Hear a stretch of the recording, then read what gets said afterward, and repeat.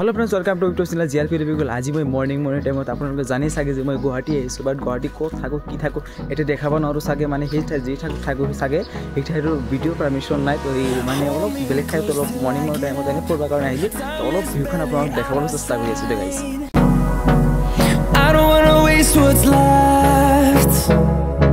The storms we chase are leading us, and love is all we'll ever trust.